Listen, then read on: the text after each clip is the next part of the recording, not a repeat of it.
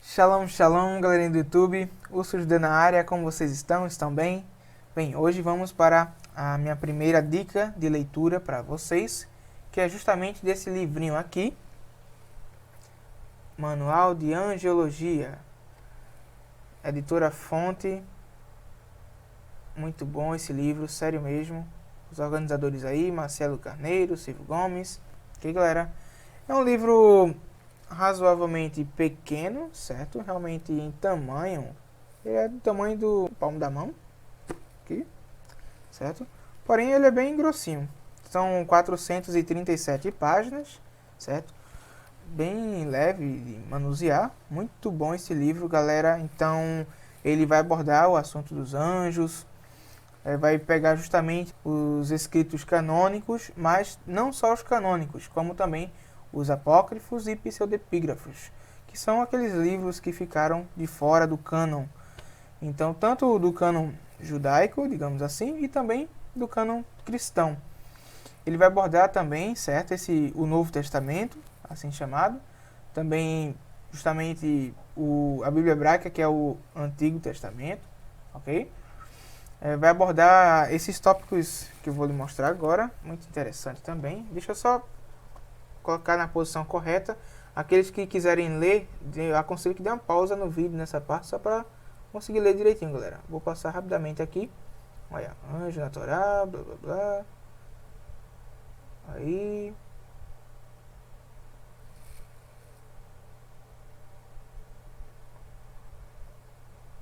Aconselho novamente que vocês dêem uma pausa, certo? Para fazer a leitura. Esses tópicos, só para vocês, a critério de curiosidade, para vocês saberem mais ou menos o que o livro vai abordar. Pronto, esse livro ele não foi escrito por um único autor, certo? Ele é mais um compêndio mesmo, um escrito de autores, e são várias pessoas, vários estudiosos de outras religiões e denominações, com seus mestrados e doutorados, e eles escreveram e abordaram esses temas, o que achei muito bom, certo? Muito válido, justamente porque não é um ponto de vista unânime, único, certo? Uma coisa que é doutrinada ou dogmática. Eles colocaram várias opiniões diferentes e realmente isso foi muito válido para esse livro. Dessa forma eu recomendo ele para vocês. A exemplo do conteúdo que ele vai abordar, posso citar o do livro de Jubileus, onde ele vai citar o anjo Mastemas, certo? Que é tido como Satã, ou anjo da morte, ou Samael, certo? Que seriam a mesma pessoa, só que com nomes diferentes, ok? Também vai falar assunto de Belial, certo? Vai falar a respeito dos anjos do livro de Enoque, os anjos que caíram, certo? Que seria justamente esses anjos do livro de Enoque, os guardiões. Também vai citar os anjos da criação, que são aqueles anjos que aparecem logo no início do livro de Jubileus, os anjos da nuvem, do fogo, do frio, do calor, do granizo, certo? São vários anjos, várias manifestações diferentes que são relatadas em todo o compêndio de escritos, certo? Das escrituras. Vemos também no deserto, quando os israelitas estão saindo já do Egito para atravessar o Mar Vermelho, ou, na tradição correta, Mar de Juncos, certo? E o anjo que estava adiante do povo de Israel, ele se põe para trás, aí a coluna de nuvem que estava adiante deles vai para trás e se põe como uma barreira entre os israelitas e os egípcios. Então a gente vê muitas manifestações dos anjos nas escrituras. Temos aqui o livro de Daniel, okay? O livro de Isaías, o livro de Ezequiel, que também menciona os anjos. Nos escritos nazarenos, posso citar o livro de Apocalipse, onde também tem várias aparições de anjos, certo? Aí, dentro desses anjos, tem várias classes, certo? Tem os príncipes, que é tido como arcanjos, digamos assim, os serafins, querubins, certo? E ele vai abordar justamente esses tópicos, esses temas. Na Torá mesmo, ele vai citar a sarça ardente, certo? Que Moisés vê um anjo dentro da sarça e vai dizer que esse anjo, ele é o anjo do Eterno, o anjo de Deus, certo? e que é o próprio Deus falando através da sarça e através do seu mensageiro, certo? Também tem a aparição daquele anjo que luta com Jacó, tem a aparição dos anjos que aparecem para Abraão, certo? Ele está na tenda e aparecem os 3 anjos, e no meio, então, como é isso? Foi o anjo ou foi Deus? E aí? É exatamente o que acontece também com Jacó, não é? Que Jacó luta com um anjo, e mais de frente vai dizer que foi com Deus. E como que foi isso?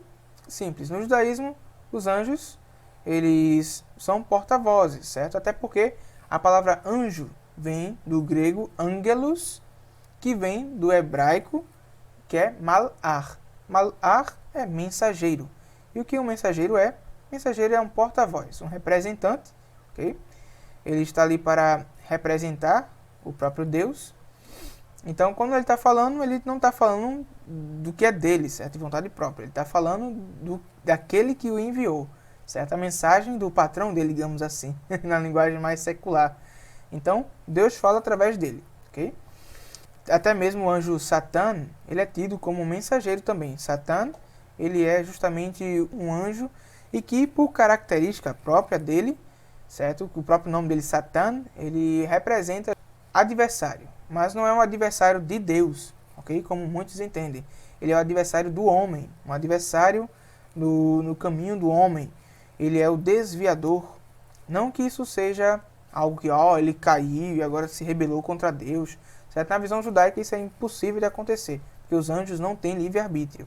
Vale ressaltar isso, e é algo que eu já falei nos outros vídeos. Mas não vou me aprofundar agora nesse tipo de assunto, eu vou deixar para vocês, que vocês mesmos pesquisem e leiam esse livro. Muito bom, ele está baratinho, não é tão caro, certo? É fácil de encontrar ele na editora Saraiva, tem vendendo de bolo esse livro aqui, juntamente com outro livro que é Manual de Demonologia. Mas comparado com esse eu achei o outro bem mais fraco, ok? Então aconselho mais que vocês peguem esse mesmo, que ele já vai abordar todo esse tema de demônios, anjos, certo? Anjos que se rebelaram, como que foi isso, de onde surgiu essa ideia de anjos cair, certo? É muito interessante vocês saberem disso, a critério até mesmo histórico, certo? Para vocês saberem como era o pensamento naquela época, certo? Porque muita gente comete o erro grave de pegar as escrituras e ler com a mentalidade do século 21. Isso é algo muito comum de acontecer. Você pega as escrituras e está lendo uma passagem, mas você não está compreendendo no contexto e no período histórico em que aquilo ocorreu. Então você retira ele, aquele trecho ali, interpreta a sua própria maneira de mente do século 21 e deturpa totalmente o que ele está querendo dizer. Então é muito importante a gente contextualizar as coisas, galera. É importante que você pegue aquele texto, pense, nossa, ele não está pensando assim que nem eu, ele está pensando que isso aqui significa isso. Porque aquilo naquela época não significava isso que significa agora, entendeu? Aqui está esse livrinho novamente, certo? Manual de Angiologia, ok?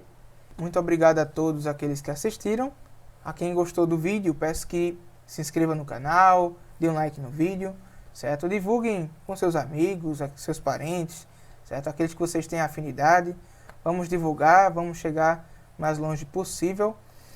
Que o eterno Deus abençoe cada um de vocês, conceda paz, uma semana abençoada. Fiquem com Deus.